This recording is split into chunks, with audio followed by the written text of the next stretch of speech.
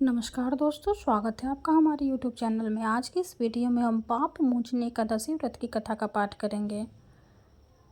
अर्जुन ने भगवान श्री कृष्ण से कहा, हे मधुसूदन, आपने फागुन मास के शुक्ल पक्ष की एकादशी अर्थात अमल की एकादशी के बारे में विस्तार पूर्वक से बताया। चैत्र माह के कृष्ण पक्ष में आने वाली एकादशी का क्या नाम है तथा उसकी विधि क्या है? कृपया करके आप मेरी बढ़ती हुई जिज्ञासा को शांत करें। भगवान श्री कृष्ण ने कहा, हे अर्जुन, चैत्र मास के कृष्ण पक्ष की एकादशी को पाप मोचनी एकादशी के नाम से जाना जाता है। एक बार की बात है, पृथ्वीपति राजा मानधता ने लोमश ऋषि से यही प्रश्न किया था जो तुमने मुझसे किया है। तो जो कुछ भी ऋषि लोमश ने राजा मानधाता को बतलाया वही मैं तुमसे कह रहा हूँ। राजा मानधाता ने धर्म के गुह्यतम रहस्यों के ज्ञाता महर्षि लोमश से पूछा, है ऋषिश्रेष्ठ, मनुष्य के पापों का मोचन किस प्रकार संभव है? कृपया कर कोई ऐसा सरल उपाय बताया जिससे सभी को सहज ही पापों से छुटकारा मिल जाए। महर्षि लोमश ने कहा, हे निपति, चैत्र मास के कृष्ण पक्ष की एकादशी का नाम पाप मोचनी एकादशी है। उसके व्रत के प्रभाव से मनुष्यों के अनेक पाप नष्ट हो जाते हैं। मैं तुम्हें इस व्रत की कथा सुनाता हूँ, ध्यानपूर्वक श्रवण करो। प्राचीन समय में चैत्र रथ नामक एक वन था। उसमें अप्सराएं किन्नरों के साथ विहार करती रहती थी। वहाँ सदैव वसंत का मौसम रहता था, अर्थात उस जगह सदा नाना प्रकार के पुष्प खिले रहते थे। कभी गंधर्व कन्याएं विहार करती रहती थी, कभी देवेंद्र अन्य देवताओं के साथ क्रीड़ा किया करते थे। उसी वन में मेघावी नाम के एक ऋषि भी तपस्या में लीन रहते थे। वे शिव भक्त थे। एक दिन मज्जू घोषा नामक एक अप्सरा ने उनको मोहित कर उनकी निकटता का लाभ उठाने की चेष्टा की, इसलिए वह कुछ दूरी पर बैठ बीना बजाकर मधुर स्वर में गाने लगे। उसी समय शिव भक्त महर्षि मेघावी को कामदेव भी जीतने का प्रयास न करने लगे। कामदेव ने उस सुंदर अप्सरा के भू का धनुष बनाया, कटाक्ष को उसकी प्रत्यंचा बनाई और उसके नेत्रों को मंजू घोषा अप्सरा का सेनापति बनाया। इस तरह कामदेव अपने शत्रु भक्त को जीतने को तैयार हुआ। उस समय महर्षि मेघावी भी युवावस्था में थे और काफी हृदय पुष्ट थे। उन्होंने यज्ञोपवीत तथा दंड धारण कर रखा था। वे दूसरे कामदेव के समान प्रतीत हो रहे थे। उस मुनि को देखकर कामदेव के वश में हुई मंजूधुआ ने धीरे धीरे मधुर वाणी से वीणा पर गायन शुरू किया तो महर्षि मेघावी भी मंजू घोषा के मधुर गाने पर तथा उसके सौंदर्य पर मोहित हो गए। वह अप्सरा मेघावी मुनि को कामदेव से पीड़ित जानकर उनसे आलिंगन करने लगी। महर्षि मेघावी उनके सौंदर्य पर मोहित होकर शिव रहस्य को भूल गए और काम के वशीभूत होकर उनके साथ रमन करने लगे। काम के वशीभूत होने के कारण मुनि को उस समय दिन रात का कुछ भी ज्ञान न रहा और काफी समय तक वे रमन करते रहे। तदुपरांत मंजू घोषा उस मुनि से बोली, हे ऋषिवर, अब मुझे बहुत समय हो गया था, स्वर्ग जाने की आज्ञा दीजिए। अप्सरा की बात सुनकर ऋषि ने कहा, है मोहिनी, संध्या को तो आई हो, प्रातःकाल होने पर चली जाना। ऋषि के ऐसे वचन को सुनकर अप्सरा उनके साथ रमन करने लगी। इसी प्रकार दोनों के साथ साथ बहुत समय बिताया। मंजू घोषा ने एक दिन ऋषि से कहा, हे विप्र, अब आप मुझे स्वर्ग जाने की आज्ञा दीजिए। मुनि ने इस बार भी वही कहा, हे रूपसी, अभी ज्यादा समय व्यतीत नहीं हुआ है, कुछ समय और ठहरो। मुनि की बात सुनकर अप्सरा ने कहा, हे ऋषिवर, आपकी रात तो बहुत लंबी है, आप स्वयं भी सोचिए कि मुझे आपके साथ आए कितना समय हो गया, अब और ज़्यादा समय तक ठहरना क्या उचित है। अप्सरा की बात सुन मुनि को समय का बोध हुआ और वह गंभीरतापूर्वक विचार करने लगे। जब उन्हें समय का ज्ञान हुआ कि उन्हें रमन करते 57 वर्ष व्यतीत हो चुके हैं तो उस अप्सरा को वह काल का रूप समझने लगे। इतना ज़्यादा समय भोग विलास में व्यर्थ चला जाने पर उन्हें बड़ा क्रोध आया। अब वह भयंकर क्रोध में जलते हुए उस तपनाश करने वाली अप्सरा की तरफ भृकुटी तान कर देखने लगे। क्रोध से उनके अधर कांपने लगे और इंद्रियां बेकाबू होने लगी। क्रोध से थरथराते स्वर में मुनि ने उस अप्सरा से कहा, मेरे तप को नष्ट करने वाली दुष्टा, तू महापापिन और बहुत ही दुराचारणी है। तुझ पर धिक्कार है, अब तू मेरे श्राप से पिशाचनी बन जा। मुनि के क्रोध युक्त श्राप से वो अप्सरा पिशाचनी बन गई। ये देख क्रोध व्यतीत होकर बोली, हे ऋषिवर, अब मुझ पर क्रोध त्याग कर प्रसन्न हुई और कृपया करके बताइए कि इस श्राप का निवारण किस प्रकार होगा। विद्वानों ने कहा, साधुओं की शरत अच्छा फल देने वाली होती है और आपके साथ तो मेरे बहुत वर्ष व्यतीत हुए हैं, अतः अब आप मुझ पर प्रसन्न हो जाइए, अन्यथा लोग कहेंगे कि एक पुण्य आत्मा के साथ रहने पर मंजू घोषा को पिशाचिनी बनना पड़ा।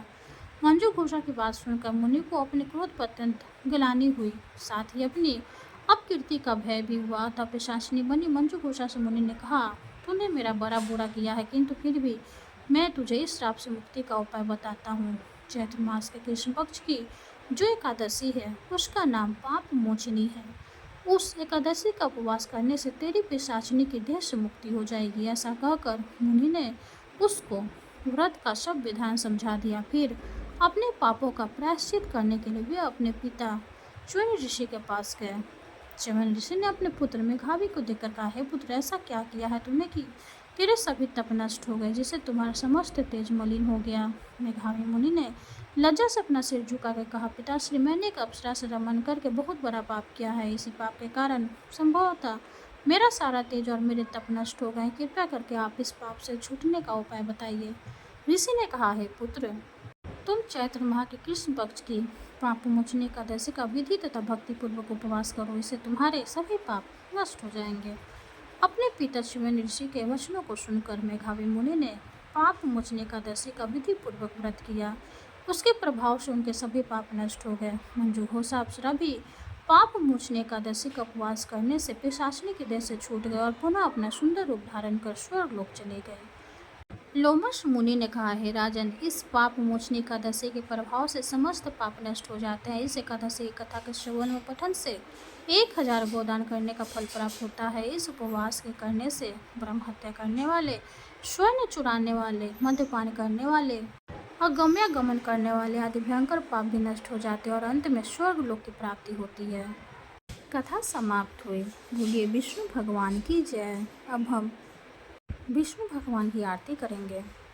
ओम जय जगदीश हरे, स्वामी जय जगदीश हरे, भक्ति जनों के संकट, दास जनों के संकट क्षण में दूर करे।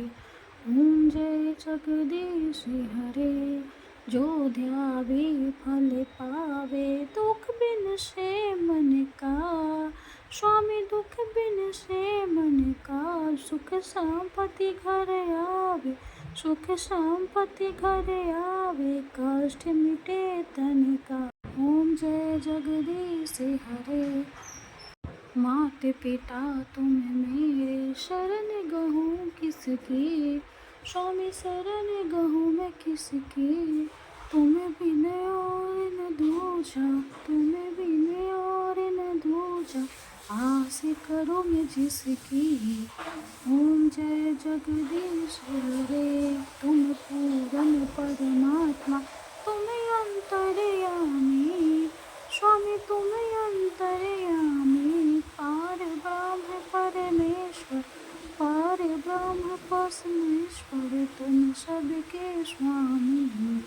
ओम जय जगदीश हरे, तुम करुणा के सागर, तुम पालन करता, स्वामी तुम पालन करता, मैं मूर्ख फलगामी, मैं सेवक तुम स्वामी, कृपा करो करता।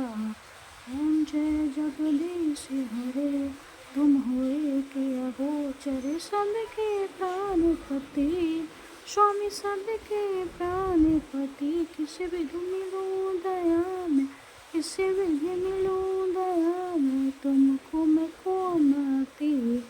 ओम जय जगदीश हरे, दिन बंधु दुख हरता, ठाकुर तुम मेरे, स्वामी रक्षक तुम मेरे, अपने हाथ उठाओ, अपनी शरण लगाओ, द्वार पर तेरे।